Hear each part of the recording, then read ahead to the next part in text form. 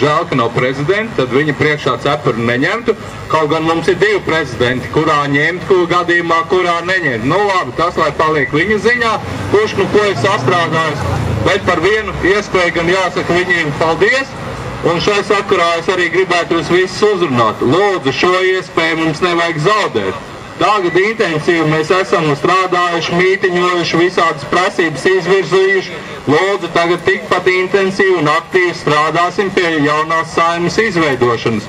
Aktīvi piedāvājiet lūdzu savus kandidātus, lai tie ir godīgi cilvēki, kas var dot solījumus un arī viņus izpildīt. Un mums jāveido pašiem savus sarakstus un jāpiedalās šajās vēlēšanās. Ja kāds man tagad saka, ko tad nu es neko, tam nav vietas arī šeit cilvēki. Iveta Kalniņa, Bauskas tilti, 2009. gads. Čau, Bauska! Čau arī visi pārējie, jo mēs šeit esam atbraukuši no visas Latvijas, ne tikai Rīgas, jo Rīga nav visa Latvija. Mūsu likteņu upe Daugava, bet pavasarī 24. mēs nācām, saucām visus kopā, neatkarīgi no nacionālās un reliģiskās piedarības. 20 gadu laikā nebija tik daudz cilvēku kopā sanākuši, jo mēs ar plikām rokām un tukšām kabatām atnācām kopā.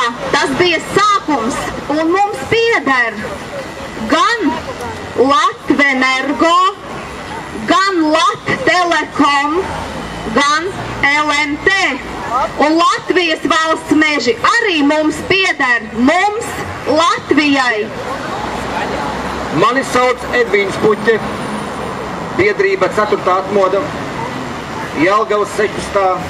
aizsargu pulka komandieris. Biedrība 4. atmoda aicina mūsu valsts prezidentu konstitūcijas satversmes atjaunošanu ar vēlēšanu likuma atjaunošanu, kurā nav neviena vārda un nebija par partijām. Tā saucamais Latvijas ceļš pati tika Saeimā ievēlēta kā vēlēšanu apvienība un tikusi pie meduspoda veikli aizvēra durtiņas ciet mums visiem deguna priekšā. Un tikai partijas var tikt ievēlētas, pie tam tās partijas, kuras it kā pēc to pašu partiju domām pārsniegs 5% barjeru. Cirks un viss. Atjaunosim mūsu pamatvērtības, mūsu pamatlikumu, vēlēšanu likumu pēc 22. gada satversmes. Paldies! Visa pārdota, Latgalē saimnieka nav, un tas draud visā Latvijā. Vēl cīņa nav galā un nebeigsies. Tev latvietīs, pārējie palīgājies. To Rainis domāja ar tautībām, jo mums jau folklorizējies teiciens Daugaviņa puto balti, Daugaviņa aizskaloja tautu bēdas svešumā. Tautu, ne tautas.